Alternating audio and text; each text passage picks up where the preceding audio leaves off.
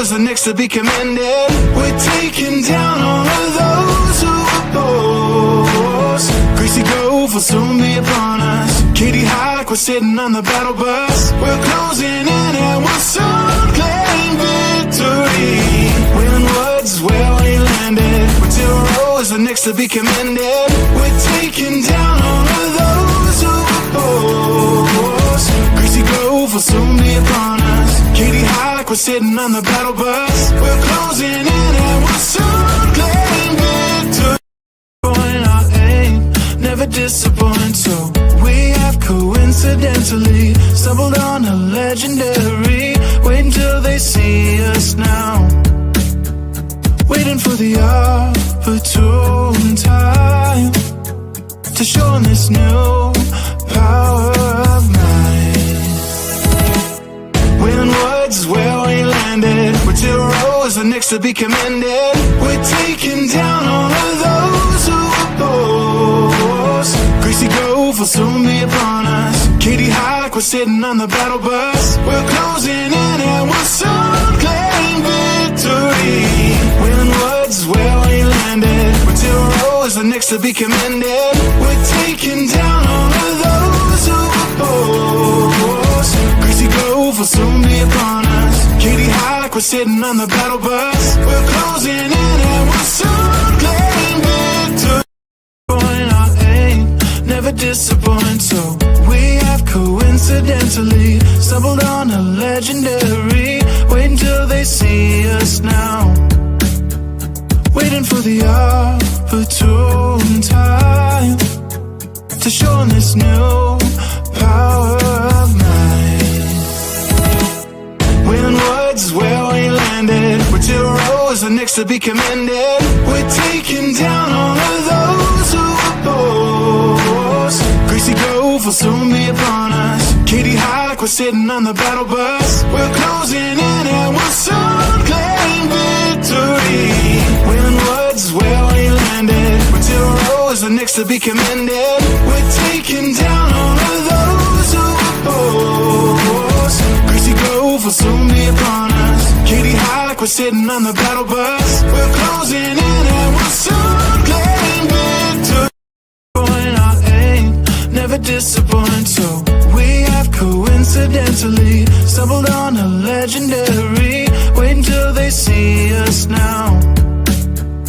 Waiting for the opportune time to show them this new power of mine. Wailing Woods is where we landed. We're till rose are next to be commended. We're taking down all of those who oppose. Greasy Grove will soon be upon us. Katie Hike, we're sitting on the battle bus. We're closing in and we'll soon claim victory. Wailing Woods is where we landed. We're till rose are next to be commended. We're taking down all of those who oppose. Greasy Grove will soon be upon us. Katie Hike, we're sitting on the battle bus. We're closing in and we'll soon claim victory.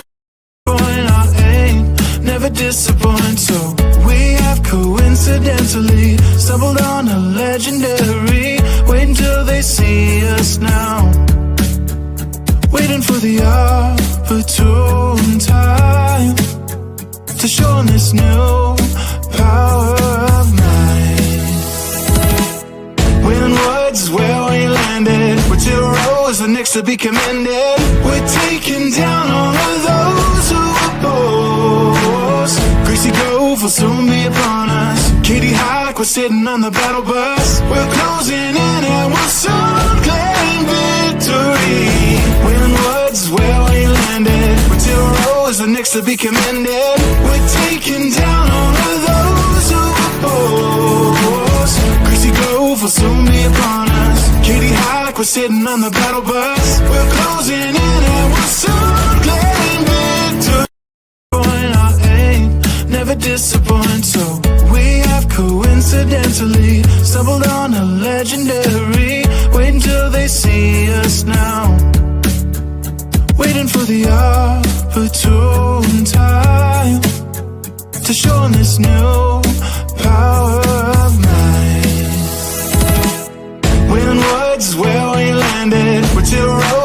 next to be commended. We're taking down all of those who oppose.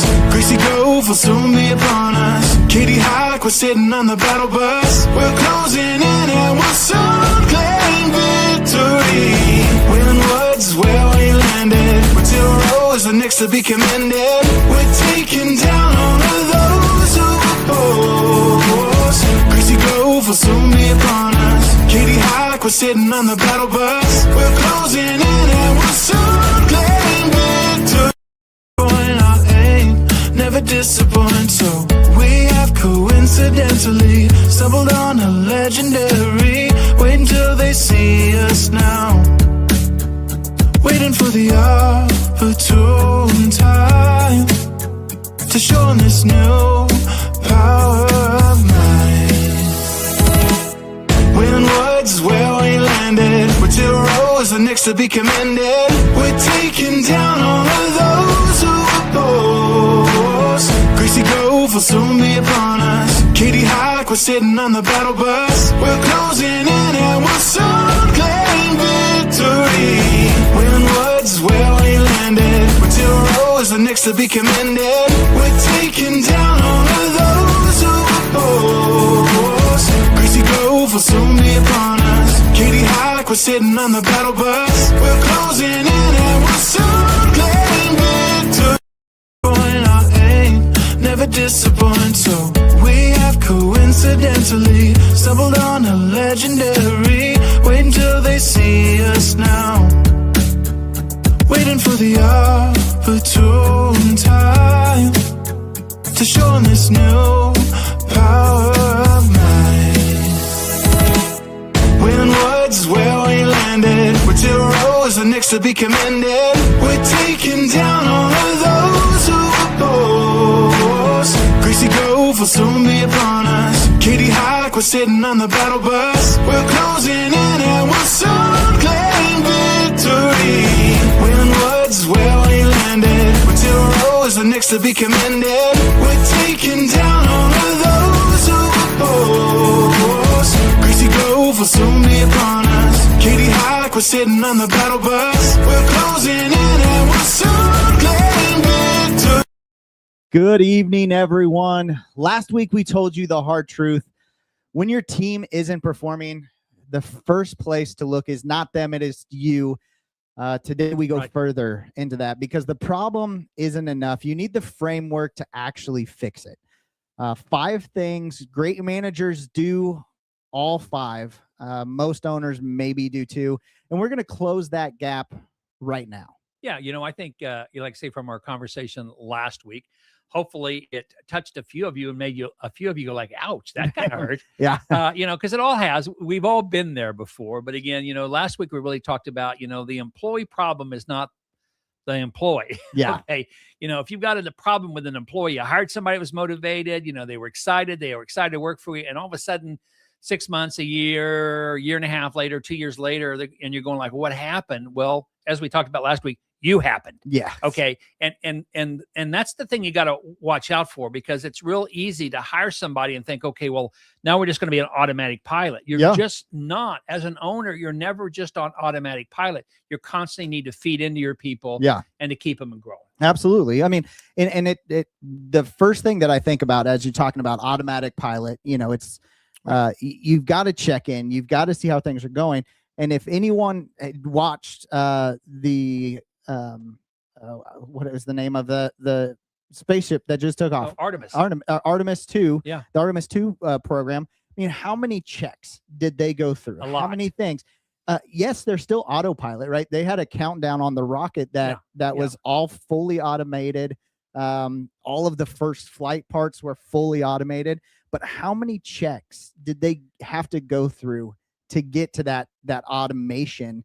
And the reality of it, and this goes back to the first space race, right? Yeah. Is they all came together with one goal. They knew what winning looked like. Exactly. And if in business, if you don't tell your employees or you don't teach your employees what winning actually looks like or what it actually means, that it creates so much separation. It creates so many places where, I can say, what happened? Why did this not? Well, you didn't tell them that we're trying to get freaking moon. Well, I think that's true. Yeah. So they didn't go, okay, Billy, hit the igniter. Let's get this baby in the air. No, there was a lot of stuff they went through. But again, the challenge I think, Brian, is, and I'm going to kind of push this out on everybody that's listening to it, is that I'm not so sure that you all know where you're trying to go. Absolutely. When I'm working with businesses and dealers, one of the things I say is, what does success look like? And they go like, well, success to me looks like, where I'll have more money than I ever need. Well, you can rob a bank and do that. Okay. So absolutely. You know what I mean? So you've got to be able to, in your own mind, I think, Brian, you've got to be able to clearly define, what does it look like? What does success look like in my business? Absolutely. What does it look like? Because if you don't really have a clear concept of success, how in the hell are you going to hire somebody and try to get them to go to the moon? They say, well, we want to go up in the air. Well, okay, well, I want to come back down too. It's the old thing with Elon Musk, I want to go to Mars, but I also want to come back. Yeah. There's a lot of people that don't care. I do care. So I'm not going to be on that first manned mission to Mars. Yeah. But I go back again. I think that's the biggest thing from an ownership standpoint, a founder standpoint, is you've got to have clarity in where you're trying to go. What just what you said, Brian, what does winning look like? Well, absolutely. And clarity isn't a feeling. It's a document. It's a number. It's a standard that you can point to.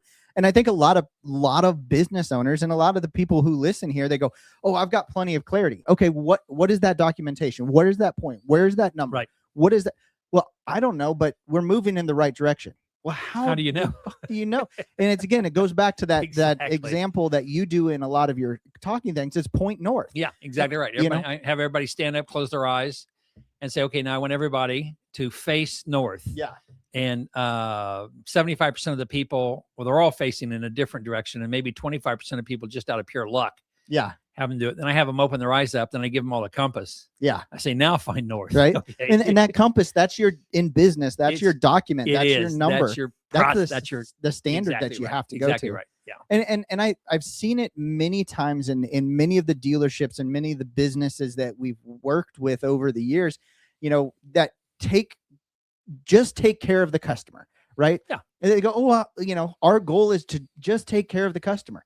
Well, that means 3 completely different things to 3 completely different employees. And again, if you are not giving them that clarity, you're going to get 3 different results, and you're going to be pissed off probably at 2, if not all 3 of those. Because again, you're going to say, why the hell did you do that? Well, you told me to take care of the customer. Well, I didn't mean that way. Yeah, okay, exactly. Okay. So I hear this all the time now, because people are talking about, they use Amazon as an example, a great example of customer service. Yeah. And Amazon is a great example of customer service, because when I talk to people about Amazon, they go, why do you like Amazon? They're so easy to do business with. Mm-hmm. Well, in what way? Well, they're just frictionless. Okay. Yeah. And that's the big buzzword now in business. We need to be Amazon frictionless. Yeah. Well, most of you will never be Amazon frictionless, because your model's not set up to do that. Absolutely. Okay. Does that make sense? So again, you have to define then what does frictionless, if that's the goal, what does that actually look like? Okay. Yeah. What does it look like? If that's what it is. And I go back again, it's a great buzzword, right? And everybody wants to be like Amazon, but again, not everybody can be like Amazon. Not everybody will be like Amazon. And quite frankly, we don't really need another Amazon. No. We're good with the one we got. Yeah. Well, and I think that from the Amazon perspective, I don't think anyone could ever become another Amazon, because Amazon is taking frictionless always to a new level. They're constantly innovating. What is that frictionless look like? How do we make it better? Right. We started with the lean process, right? Exactly. And if you're new to business and you want to understand frictionless and you want to understand not clarity, but efficiency, the lean process is an incredible process. Yeah. I mean, do some digging on that. And I think that helps a lot of people, but you have to constantly be pushing that documentation, that clarity. Where are we going to go? Let's go to the moon. Okay. We all know exactly what winning looks like at this point. But Bob, so give us the dealership version of this. So in a dealership, what does that look like, or what does that sound like on in a service department or on a shop floor? Well, again, if we take it to a dealership, which is what I work with, you've got basically 3, maybe up to 4 different retail settings in a dealership. You have a service department, right? You have a parts department that services the parts service department. They sell parts to the service department, but they also have counter customers, and many of them have online. Okay, so you got 3 different customers that you got to figure out what frictionless is to them. Okay, in the service department, you've got the customer. Okay, who is the person that's bringing a piece of equipment in. You have salespeople who are selling new equipment to customers. That's a different customer. And then you've got, again, the owner that you're working with on that, internal work orders and things like that. So you have 3 customers there, and frictionless looks very different to all 3 of those. Well, and I think one of the biggest examples of that for me comes down to the triage process. I have taught, I don't know how many technicians I've taught the triage process to. And I can sit there and say, okay, here's this document. I'm going to teach you guys how to triage. I'm going to teach you how to do a quick diagnosis of this piece of equipment, right? And 3 different technicians are going to do it 3 different ways. I'm going to have one who goes, I'm going to just look at the issue the customer brought it in for. I have one who goes, I'm going to go a little bit deeper on that. And then I have one who's going to go, I'm going to replace everything on this mower, right? But because I'm not giving them the specifications on what does winning look like in this situation, right? And so what did we do? We created triage sheets. We created a document that you have to follow. And that clarity is what gets everyone, I think, on the same page. And we see that all the time. Well, and again, I think a lot of people say, oh, well, do I need a document? Yes, you need a damn document. Now, I don't know. We've been talking about documents now for how many sessions, how many podcasts we done? 40? I think this is 47. I don't know. Something like that. We've been talking about processes, honestly, from day one, because I don't care what business I don't care what business you're in. Processes are everything. I see we have Brian on here. Okay, when Brian's writing the song, my guess is Brian has some processes he goes through. Absolutely. When he goes in the recording studio, they don't just go, okay, start. Do it. Let's go. Do the best you can. We got one shot here. So, so Brian, the recording studio, wherever Brian goes to record at, they have processes they go through. Absolutely. Right. So everybody has them. And I think, again, you're really doing your employees an incredible disservice if you don't have processes in place before you freaking hire them. Okay. I mean, you say, well, they will learn just like I did. Well, they're not just like you. Okay. And number one, you screwed up a lot. It was your own money, so you didn't mind it so bad. But you don't want them to go through the same screw, because you'll fire them. Right. You don't want them to go through the same screw up. So take the freaking time and build out the process. If you've got somebody dealing with internal customers, okay, what's the process to do that, right? And how do we do that in a way that is, quote unquote, as frictionless as we can be? If you got people that are walking in, that are what we would call counter customers, or that are retail customers coming in, you're going to take care of them probably in a different way than you would maybe an internal customer, right? You got people that are you're doing online sales and these things. Your online customers expect you to be a lot like Amazon. Right? Oh, absolutely. I mean, so if you're going to do online, you better look kind of like Amazon. To the point where you say, I can have it to you 5 a.m. tomorrow morning if you're willing to get up and answer the door. Absolutely. Right? So I go back again. I think that's the big piece. And then what you have to do as an owner is to take the responsibility to build those stupid things out. And it's so damned easy to do. I mean, people say, well, where do I start? I don't know. Ask Claude a question. And in today's scenario with AI, I mean, it is so easy to document. Oh my God. And create the process. If it were me and I didn't know what my process needed to be, I would say, hey, Claude, good morning. Remember me when you take over the world. I was the nice one to you. Yes. Right. But hey, this is my business. I sell honey at the street fairs in Liberty, Missouri. Oh yeah. Right. And we want to take great care of our customers and have them had a great experience. What would be some suggestions you would have for me to build a process out that I can teach my people who are interacting with my customers? I'd ask just a question like that. And Claude's going to go, which is why I like Claude's going to say, well, before I start, let me ask you some questions. Where chat would go, hell, let me run with it. Let's see what I can do. Let's go. Let's go. That's a great idea. That's a great idea. Let's run with that one. So Claude at least will ask you some questions to get some clarity. But again, I always tell people today, it's so much easier to do this than it was 5 years ago or 10 years ago or 20 years ago. It was a very arduous task. And people say, well, I don't have time to build processes. That's just bullshit. Yeah. Okay. You've got to take the time to do it. You have to take the time. And if you don't take the time to build the processes right off the bat, you end up wasting so much time, so much energy, so much money. I mean, and I think a perfect example, and when we had Steve Manglos of KC Fudge, he talked about the processes that he created, which then created this environment that drove people to the fudge shop. Exactly. Right? But it was all documented, and it was documented before day one. Like this didn't start like, okay, I've hired someone, now I've got to document the process. No, document the process, get your procedures, figure out what winning looks like in that position before you hire that position. Yeah, I mean, you have to. It's like people who are chefs. Yeah. You know, as an example, they may say, well, they don't have a process for the first thing that they cook that became like a Gordon Ramsay phenomenal food. Beef Wellington. Wellington. I had one. Yeah. Here not too long ago. Yeah. It is everything that you had hoped it would be. Oh, yeah. Beef it's phenomenal. Yeah. But I go back again. But as he was working on creating it, he was taking notes on what he was doing and the different things like this. Yeah. And then when he cooked it, he goes like, well, that didn't work very well. So, but he was building out this process. Yeah. To do it. He wasn't just blindly throwing shit together. Yeah. Right. He was keeping track of what he did, because if it worked great, he wanted to have the recipe. Yeah, absolutely. Here's what I did, and here's everything into it. If it didn't work great, he can go like, okay, I had too much salt, didn't have enough salt. Yeah. He can go back and do it. So that's what people do that are successful. As they're doing things, they're writing them down, documenting. It doesn't mean it's going to be perfect. Yeah.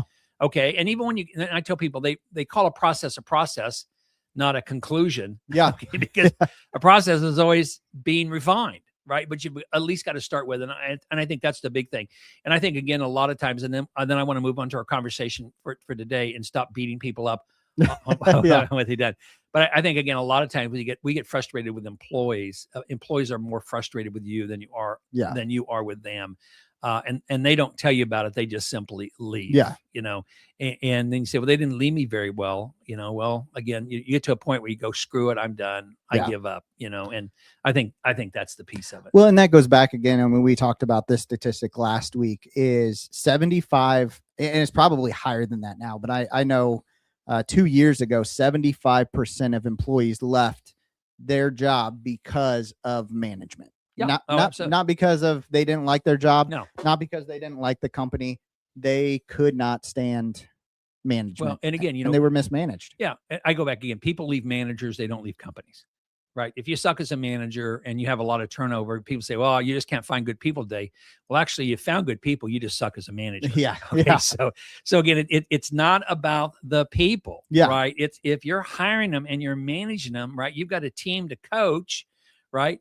And they're all going to be different. I think about, when you're building a team, you think about, professional football teams or basketball teams or things like this. These coaches, they don't have a lot to say on the players they have. They've got the players they got, and their job, Brian, as a coach, is to bring out the absolute best of everybody's skill that is on that team. Okay. And to bring them together in a culture that is designed to win. Yeah.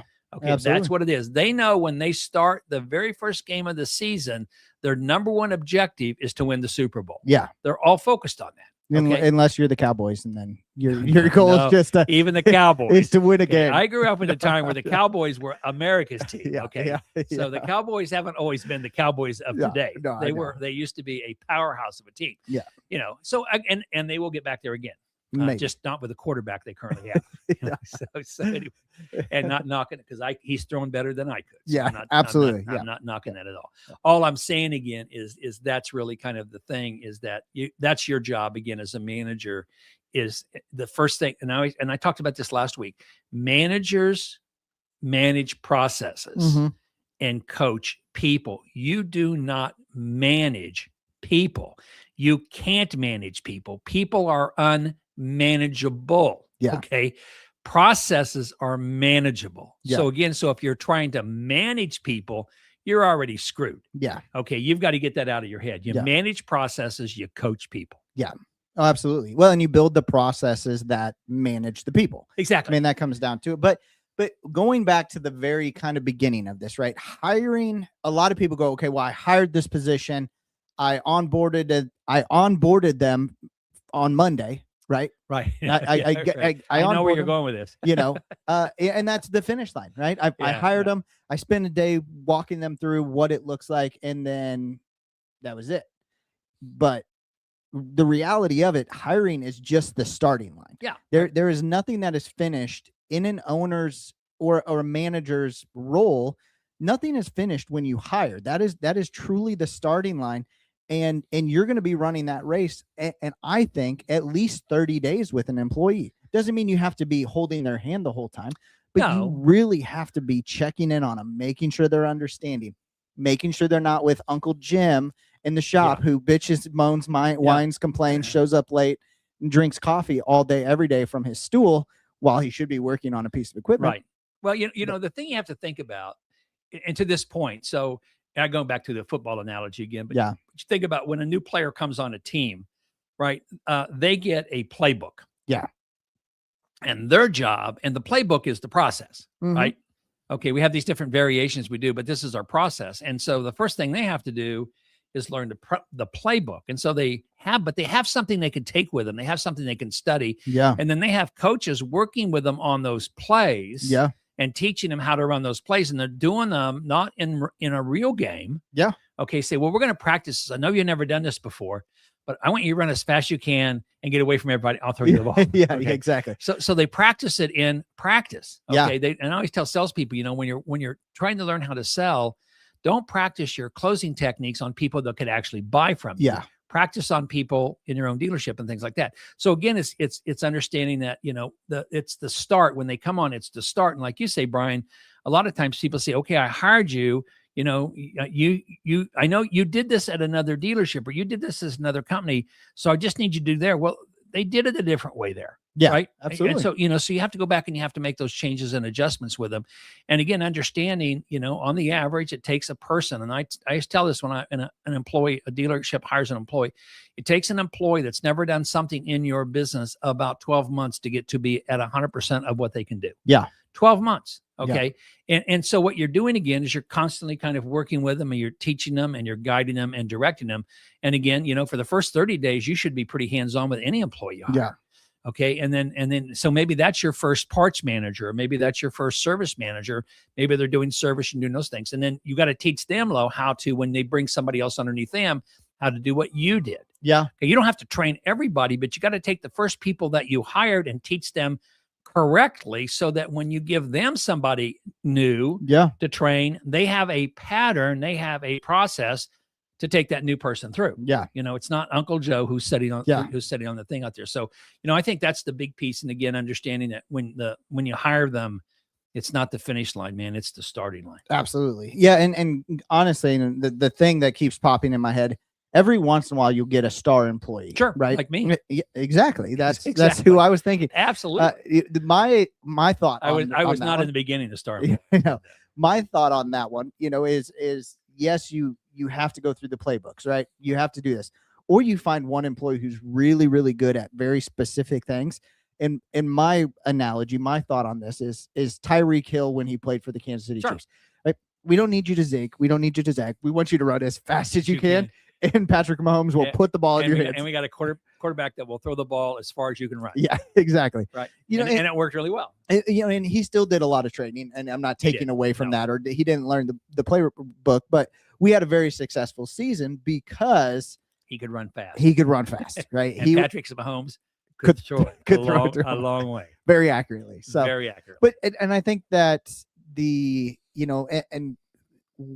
other thing that you have to do, especially in that first 30 days, that first 60 days, that first 90 days, is be willing to have hard conversations with your new employees. If they show up late, you have to have that hard conversations. You can't just let certain things slide. You don't let anything slide in the beginning. Absolutely. Nothing, zero. You have no compassion. You have no heart. Okay. Yeah. Right. You're teaching them this thing. And I think I see that again, because people say, well, they just started, but they've already been gone a day for this. And I go, well, why were they gone? Well, they said they had something come up. And I said, did you talk to them about it? And they go, well, no, not really. You're going to have hard conversation beginning. It's easier to loosen up later on than it is to tighten up. Yeah. Okay. And so in the very beginning with an employee, I need you to have a cold black heart to what you expect them to do. Absolutely. Because again, if you have very high expectations, and you should, because you're paying this person a lot of money. I want you to think about this. Let's say the average person that you hire is going to cost you $50,000 a year. Yeah. Okay, that's salary, hourly, insurance or not insurance, workers' comp, unemployment, whatever. $50,000 a year is not a lot of money. Yeah. And statistically, the average person will stay with you right now for about 5 years. Yeah. If you do well with them. Okay, even if you're a great manager, it doesn't mean they're going to stay much more than 5 years. That's a part of it. But I want you to think about this, Brian. So if you had an employee and over 5 years of time, you invested $250,000 in them. Mm-hmm. Okay. How well would you take care of them? Yeah. Okay. So it'd be like a vehicle. Oh, absolutely. In the world that I'm in, a service truck that goes out and services, physically leaves the dealership and goes out and works on combines and dozers and excavators and stuff like this. A service truck is about $250,000 investment. Yeah. Not including the technician that's a part of whatever. Yeah. So I always laugh with my owners. I say, well, you've got a service truck out there. It costs you you've spent $250,000 on it. You guys ever check the oil on it? Oh, hell yes. We check the oil every morning before we do. Yeah. You check the fuel. You check the water. Oh yeah. We do all of those stuff. Okay. Yeah. Why? Well, because it's $250,000 investment. I go, well, over 5 years, every one of your employees is going to cost you more than $250,000. Do you check their oil every morning? Do you walk in and say, how's your day? How's your day going? Well, I don't have time to do that. Well, you got time to do it on a damn truck. Yeah, absolutely. Okay, but you don't have time to do it with your people. And again, I think that's the downfall of what happens. We hire them and then we never check their oil. Yeah. We never check the fuel. We don't do this stuff. And I tell people in the beginning, that's where you start building that culture. Oh, absolutely. Yeah, absolutely. In the very beginning, that's where you start building that culture. Yeah, and you've got to build that culture. And I think, as an entrepreneur, as a business owner, as a manager, having those hard conversations can be hard to do. Sure. Unless it is documented, unless you have the processes. You're not then coming and picking on someone and being like, hey, here is the employee handbook. Here are the rules. Here is, for us to win, here is what has to happen. And you're not doing what you agreed to do. That removes any type of blame off of you as a manager, as an owner, because there's a lot of managers out there that are just kind-hearted people. I've met a lot of dealership owners specifically who are kind. They'll go, well, we just wanted to take. No, you broke your process. And now that your process is broken, it will continually be pulled, stretched, moved, adjusted, tweaked. I've dealt with this with, board members here recently, where you have to cut it off at the knees. You have to stop it and say, we are going back to our process. This is how we run things. Yeah. This is what everyone agreed to. And sorry, but that's what it is. Freaking take charge. Yeah, okay? Absolutely. Okay, take charge. That's the big thing. Don't be a pushover on this stuff. And like Brian said, you don't have to be cold-hearted. You don't have to not care about people. But in not giving them a process, you're basically saying, I don't really give a damn about you. Yeah. Okay. Because I don't expect you to be here long anyway. Yeah. And I think again, it's the part of the process. If I hired a brand new employee today, I would let them know. So for the first week, every week, I'm going to check in at the end of the night before you leave. So I need you to pop in my office real quick before you leave. Just want to see how your day went. How are things going? Yeah. And then the second week, I'm going to say every other night I want you to come in. And the third week, I'm going to say every third night I want you to come in. And on the fourth week, I'm going to say once a week I want you to come in before you leave and just catch me up on how things are going. Yeah. I'm going to basically just teach them that, number one, it's okay to come in and have a conversation with me. Yeah, absolutely. Okay. And number two, I care enough. I want to know what the hell's going on. Yeah. How's it going? How are things going there? And it just starts off that way. And then again, for the first year, a minimum of the first year, I would have them every week at the end of the week before you leave. I want you to slide into my office and I want to have a conversation with how you're doing. What do you feel like we can do better and things like this? Yeah. That's how you build them into your culture. Well, and this is exactly what we set up last week, right? It's your culture is what you tolerate. If you haven't watched part one, I will make sure that there is a link for it in the comments. It's life-changing. It is life-changing.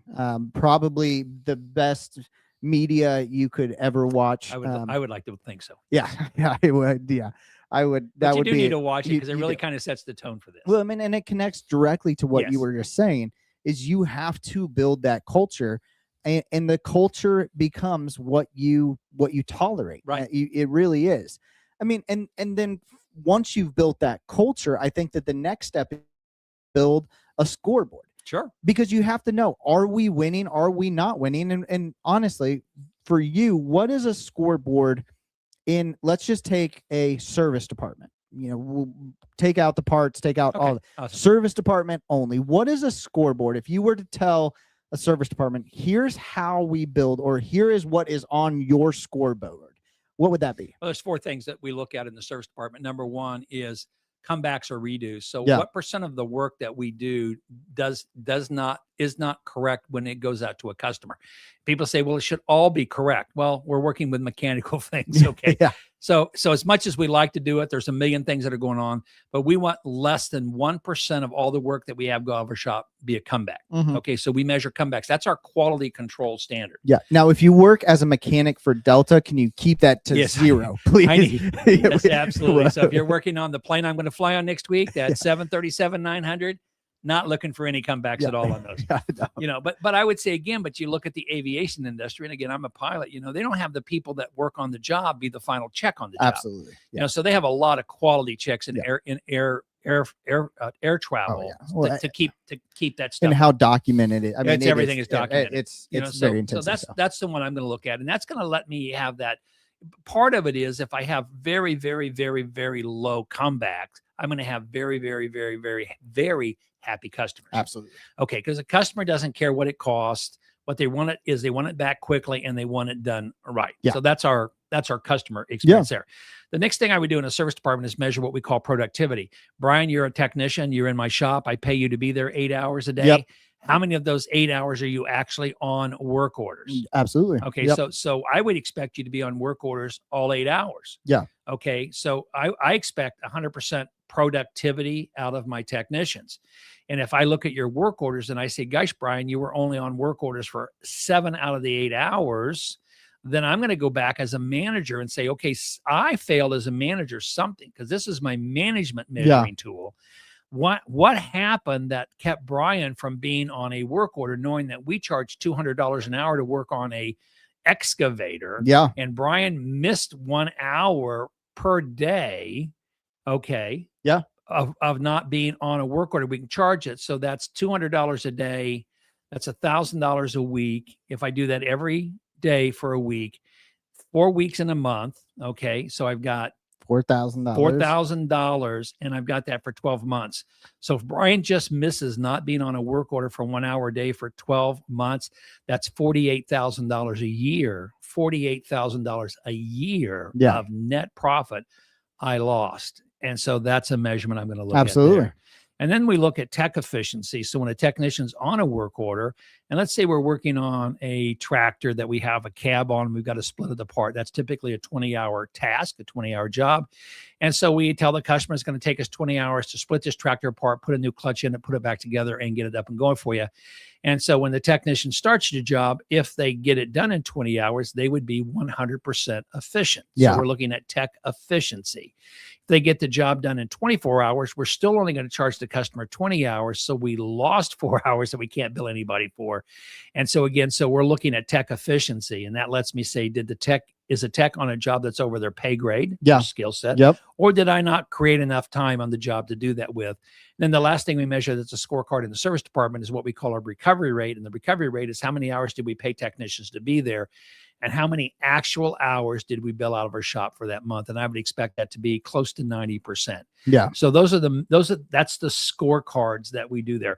And every department that we work in every dealership, I have a scorecard just like that for parts, for sales, for rental, and for bookkeeping. Yeah. So every department in every dealership we consult with, each department has its own scorecard, and each person in that department knows what they're expected to do relative to that. If you're a younger technician, I don't expect you to be able to perform at the same level as an experienced technician. Absolutely. If you're a new parts counter person, I don't expect you to be as fast with transactions at the parts counter as maybe a guy that's been there for 10 or 15 years. So I adjust what I expect, but the scorecard becomes where I expect you to end up being. Absolutely. So I'm managing you, I'm coaching you to get you to there, not managing you, but I'm coaching you to get to the level I need you to be. Yeah.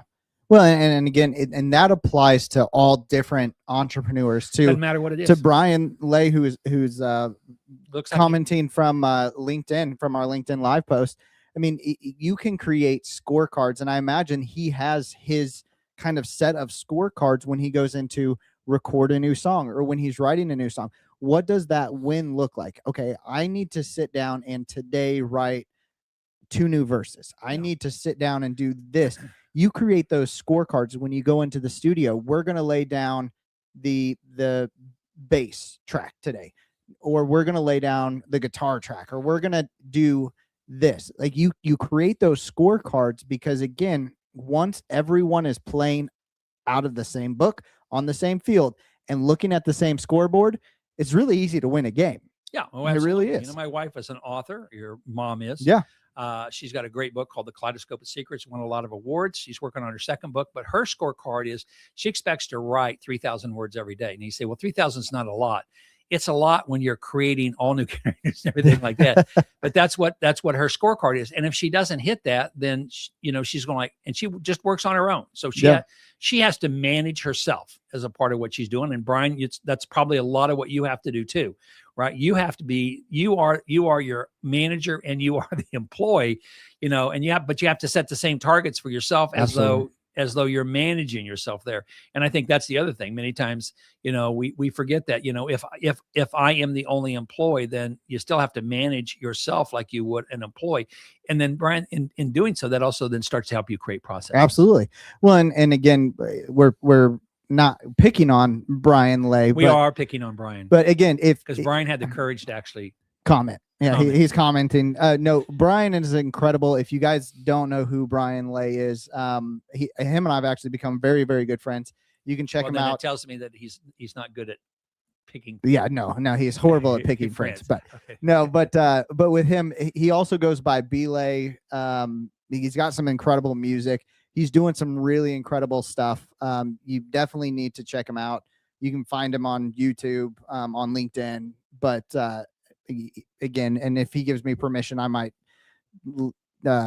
tag some of his stuff, his website and stuff like that in our podcast. But when it comes down to that, it's, like he's done some massive international tours. Yeah. Right. And there is a lot of scoreboards that have to be created. There's a lot of moving parts when it comes to an international tour. Yeah, I mean, it's massive, but that's where when he's leading that, when he's working on stuff like that, right? You are constantly leading. You're constantly saying, right, as a artist, as a band, as a performer, as a touring group, this is where we're leading to. This is where we're going to go. It's not an occasional, okay, guys, let's see what this show happens. Let's see what happens with this show. Right. Cross your fingers. I hope this works. 4 of the 5 semi buses showed up, so we should be okay. We'll work through it. And those things. We don't have a soundboard. That's fine. We'll sing louder. Yeah, we're going acoustic tonight. Yeah, we're going acoustic. But you have to lead continuously and not occasionally, because, and I think about this, and it's interesting because my son, who's 7, who actually just wanted to sit on the floor in the podcast studio tonight while we did. And I told him he was going to get bored, but he had asked me, and it was a really interesting thing. He had asked me about my step counts on my watch. So, my watch, I haven't done a whole lot of steps today, so I apologize. I have not been an overachiever. I'm at 4,418 steps today. And he goes, well, Dad, what is that in a year? I was like, I don't know if my app tells me. I looked it up. And in the last 12 months, I have done 2,248,000 steps, right? So, and it's equivalent to 1,200 miles. So I've walked 1,200 miles, and I didn't do that out of, I didn't do it out of like chasing something like that. Right. But what you didn't Forrest Gump it? No, I did not Forrest Gump it. But what I did is I have, of course, on my watch, it says, oh, you need to get up and move. You need to do this, right? And that's why I quit wearing one of those damn smartwatches. Yeah. Mine's analog again. It's like, I don't need you to be on my ass all the time about doing stuff. No, but it's really interesting because it's those little prompts, right? It's those little encouragements. It's those little scoreboards that end up being 1,200 miles. Yeah. I mean, that's a lot of freaking miles. It is. It's 12. But it wasn't because I was looking at this grand scoreboard going like, I need to walk 1,200 miles this year. It was, hey, take a couple extra steps right now, right? Yeah. And that's what you have to do for your people. You have to give them achievable scoreboards at the beginning, like you were saying, right? If someone's new, don't give them this unachievable. You've got to dangle the carrot just close enough where they feel like they can get it, but then continue to get a bigger carrot as the scoreboard grows. But set up small scoreboards along the way because everyone wants to win. Yeah, absolutely. Occasionally, right? They don't have to win every single day. I'm not going to give a participation award every single day, but technically in business we do. It's called a paycheck. It is. But sometimes they get it without actually participating. Yeah.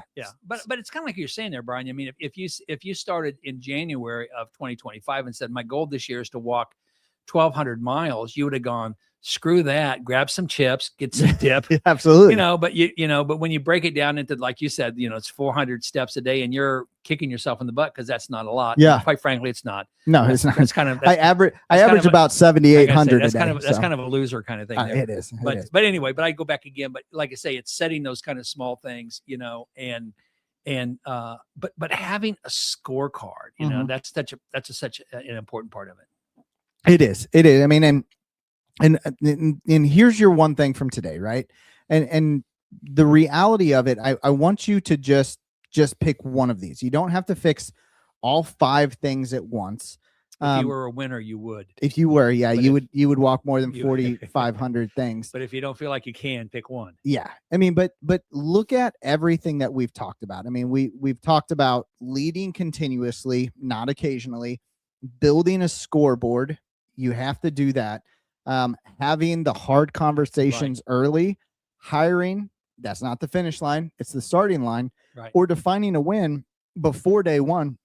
I want you to pick one of those things as a manager, as a owner. Right. Now, defining winning before day one, if you're not looking to hire any employees, you need to start now. Doing that. You are the employee. You are. Yeah. Absolutely. Well, I mean, even if you have employees already, like I say, I would agree. It's not too late to start building those processes. Your business is going to fail. You are.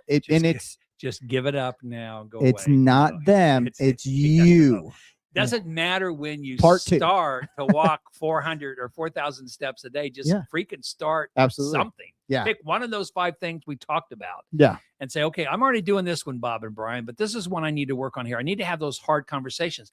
Then have the hard conversations. Absolutely. And again, I always tell my managers, it's easier to loosen up on employees than it is to tighten up on employees. So in the beginning, I need to be a little bit of a hard ass and be demanding, because as you go through a year or 2 years or 3 years, you will loosen up a little bit. But again, but it won't be near what it was if you start loose and you think, okay, well, once they get going, I'm going to tighten it up. That never happens. Absolutely. Yeah. No, it doesn't. It doesn't. So with that, I need you to all fix one of those things in your business.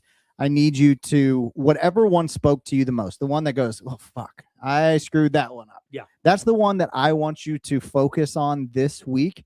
Comment what that one is for you. And then again, also, if you didn't catch part 1 of this series, go back and watch it. I will make sure that the link for it is in the comments. Go back and watch it because it pulls everything that we just talked about together. And it was an incredible cinematic experience. Maybe that's a little over.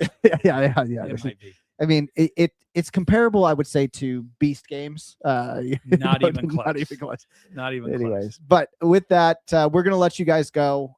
It's been an awesome 45 minutes tonight. And again, if you guys have questions, comments, concerns, send us a message. We would love to hear what you're dealing with in business. What is one thing that you're struggling with? Not that we actually have the answer for it, but we'll make one up. Yeah. I would say if there's something that we did that you liked and you're on YouTube or Twitter, whatever, share it, let other people know about it, help us out. Absolutely. We want to continue to grow this channel. Yeah. We love doing it. It's fun to do. And, we'd love to have you help us do that. Absolutely. Yeah. Yeah. Like, share, subscribe. Yeah. Follow us. Again, we're on Facebook, LinkedIn, YouTube, Twitch, TikTok. And check out Brian's music. Brian's on here, and we've got to pick on him tonight. So absolutely. Yeah. Check out B. Lay, Brian Lay. He's got some incredible stuff. So check him out. And with that, we will catch every single one of you next week right here for an incredible podcast of Unplugged, Unfiltered. So awesome. With that, good night, everybody. We will catch you next week. Thanks. Never disappoint, so we have coincidentally stumbled on a legendary. Wait until they see us now, waiting for the opportune time to show them this new power of mine. Wailing Woods is where we landed. We're 2 rows, the next to be commended. We're taking down all of those who oppose. Gracie Grove will soon be upon us. Katie Hike, we're sitting on the battle bus. We're closing in and we'll soon claim victory. Wailing Woods is where we landed. We're 2 rows, the next to be commended. We're taking down all of those who oppose. Our aim never disappoint, so we have coincidentally stumbled on a legendary. Wait until they see us now, waiting for the opportune time to show them this